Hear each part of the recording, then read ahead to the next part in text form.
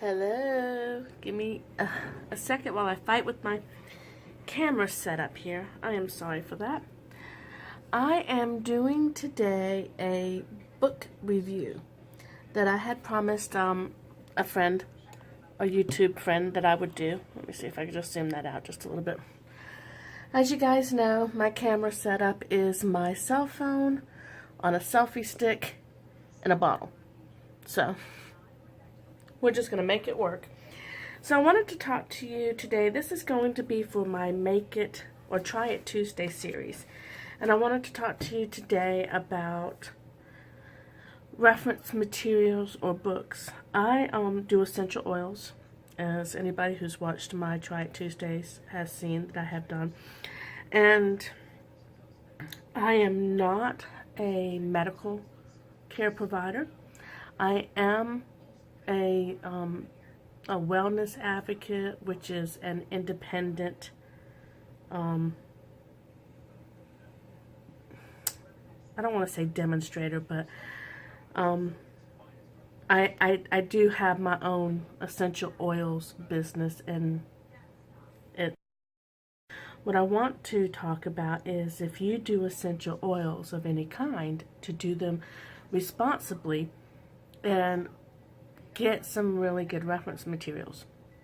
There are a lot of things online, and a lot of the things online are very good. However, there is enough stuff online that is very dangerous that I would suggest that in addition to online research, that you get some books. There's just something to be said about a book. I love books. I love feeling them in my hand and turning the papers. And the coolest thing is if my internet or electricity or anything goes down, guess what? I still have my material. So I'm going to talk, these are the four that I have, and I'm going to break them down.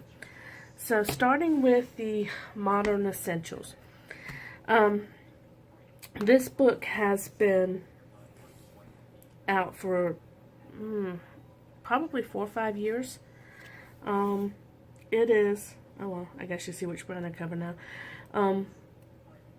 It is very good, and what I enjoy about it is it gives you a very good understanding of what essential oils are, how they've been used throughout history. This is not some new fad, type of thing. This is a long history. Let me get you a better screen here. Long history of essential oils.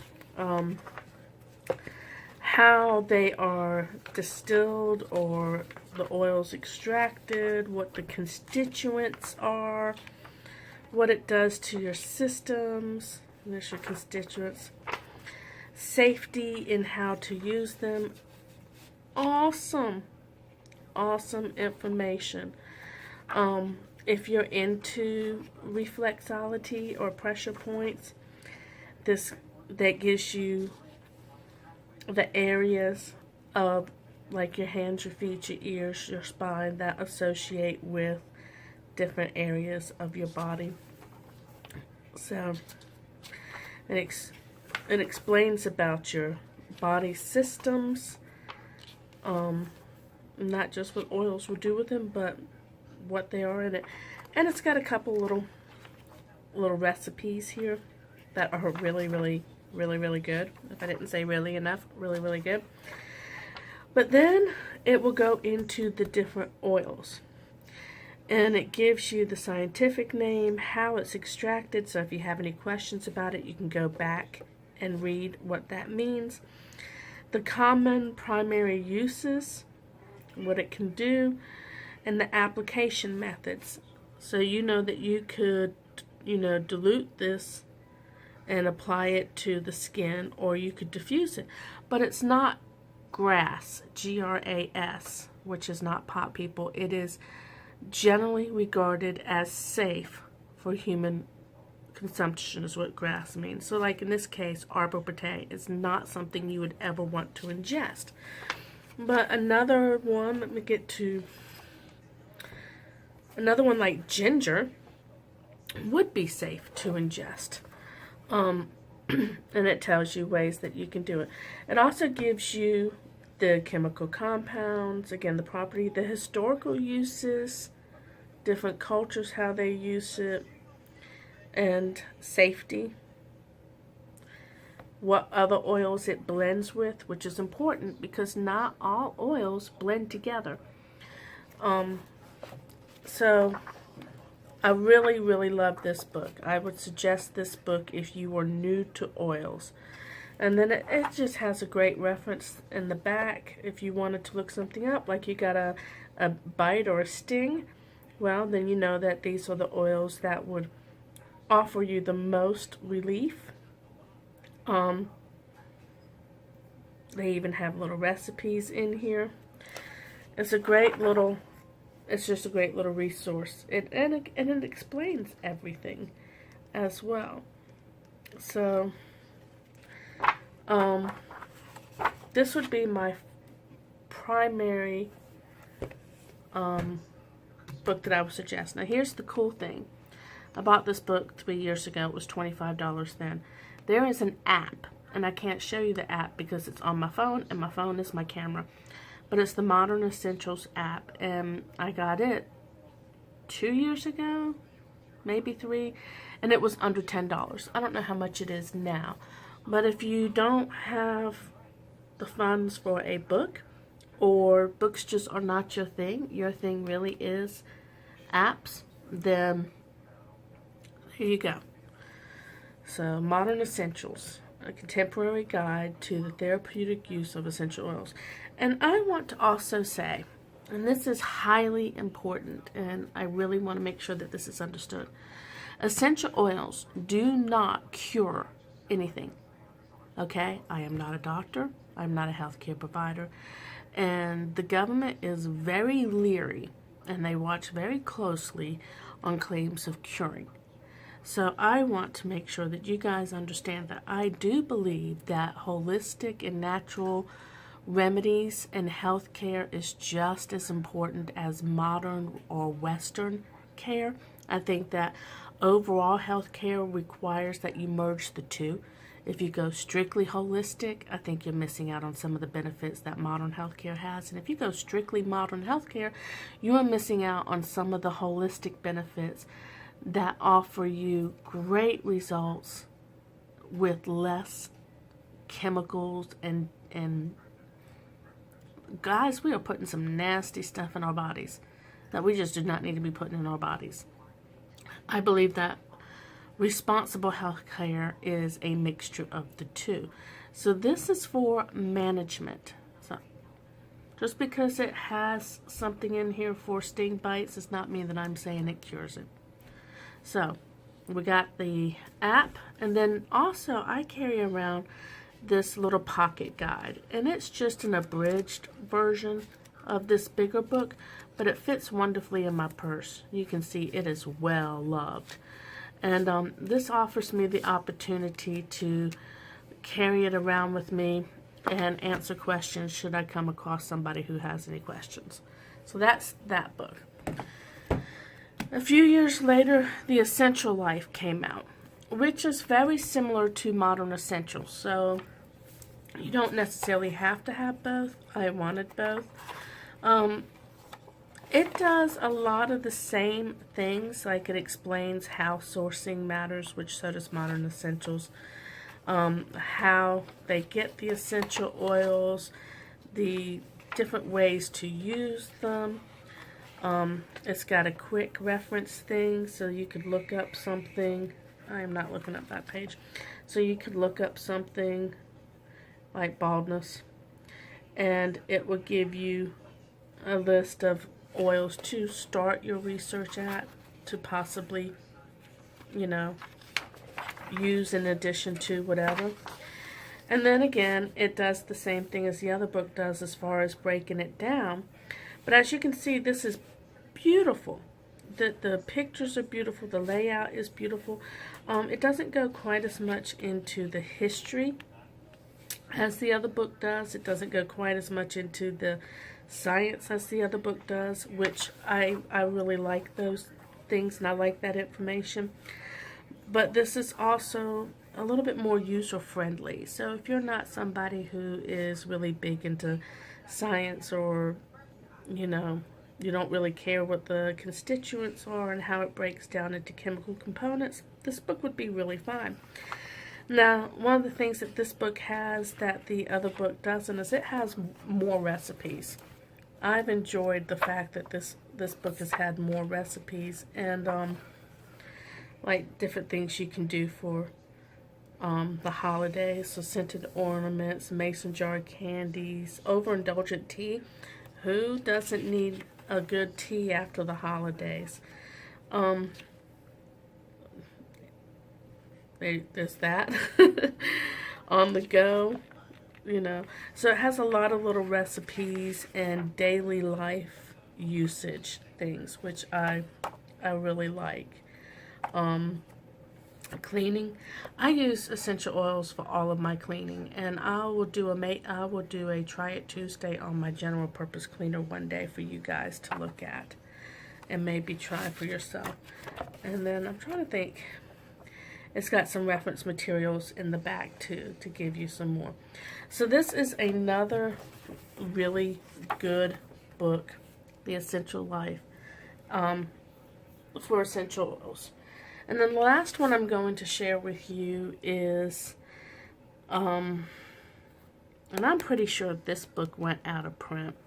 There was a crackdown a couple of years ago of exactly what claims holistic and natural remedies could make. So any books that had anything that could be questionable, they kind of rewrote, and I think I got this copy before they rewrote it. But that doesn't mean there's not a different one out there. And really, all it was changing the wording. It's just another, really just a pocket reference guide. It does give you like an ailment that you might be looking at, and then some possible oils that may help relieve some of the discomfort or what you're going through. It gives some recipes.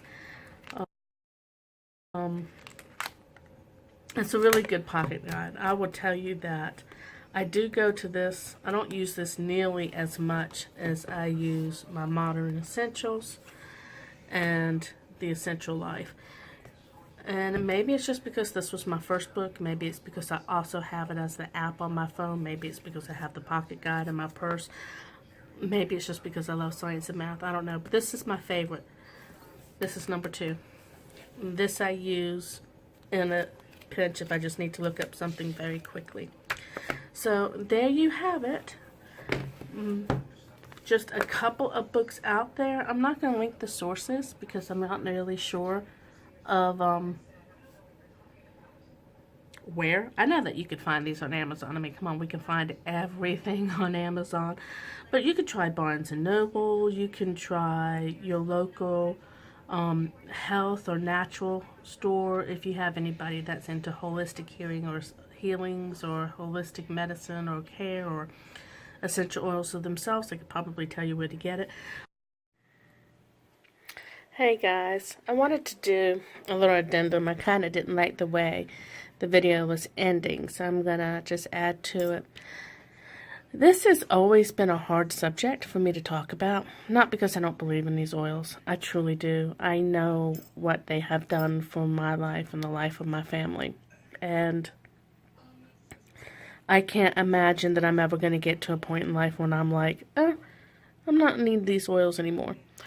But at the same token, because it's so closely related to how people take care of and manage their bodies, their lives, their health, and everything, I've always just been nervous about speaking about it.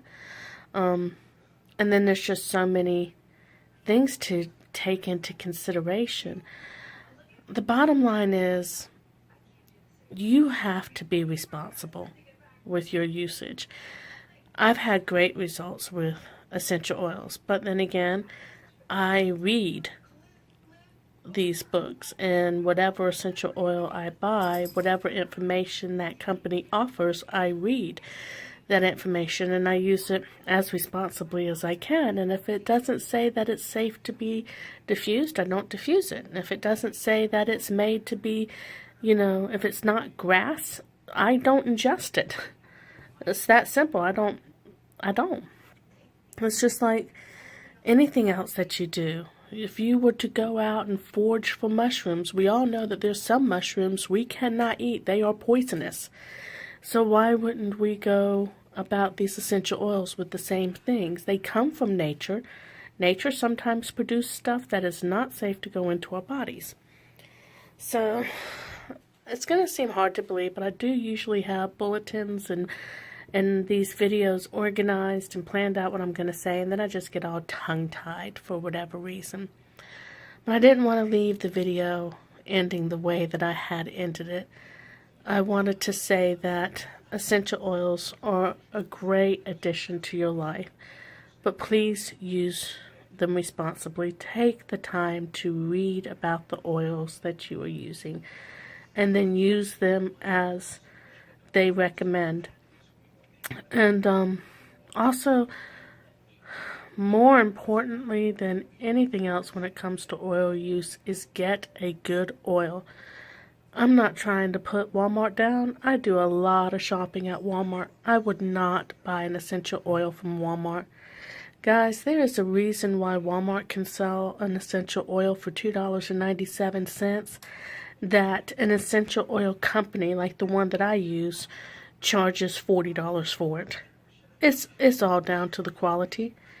And because of the regulations and where essential oils fit into it, it's an insane amount. It's something like 80% can be a filler, and it still can be advertised as all natural.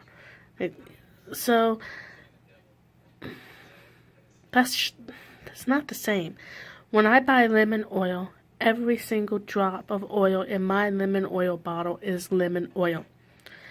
It has been tested, not just through the company that I purchase my oils through, but there's been people who have sent it out for individual private testing, paid the money for it, to see if there's fillers, to see if this is a company that's reputable and sells what it says it's selling. And it has passed every test that I'm aware of. Every time. There's been a lot of oil companies out there who have not. There's been a lot of oil companies out there that have been found to have fillers, or cinnamon and cassia. They smell the same. So there's a lot of companies out there that will put cassia in their cinnamon oil. Cassia oil and cinnamon oil are both fantastic, but they do different things. You don't want cassia for what you're trying to use cinnamon for. You don't want cinnamon for what you're trying to use cassia for. I have both. But I don't, my cinnamon oil is cinnamon oil. My cassia is cassia. So, my number one advice, research. My number two advice, get the best quality oil you can. There is so much information out there, guys. There is no reason why. If I can stumble across these tests and these situations and these documents, and my kids will all tell you that I am just about, I don't know, the dinosaur age of this whole internet thing, then you guys certainly can. So that's what I wanted to leave it with. And that's my advice. And Modern Essentials and Essential Oil for Living is my top 2 recommendations for books to start off with, and then run from there. And then if you have any questions, feel free to ask me. I will happily share the company that I buy my oil from. I believe in them. I really do. It's just that I got into this oil business at the same time that all of these new regulations were coming down and what you could and couldn't do, and I have been gun shy about what I say and don't say and share and don't share ever since. And that's probably something that I have to get past. So, at any rate, hopefully this will be a better ending, and I will talk with you guys later. Bye.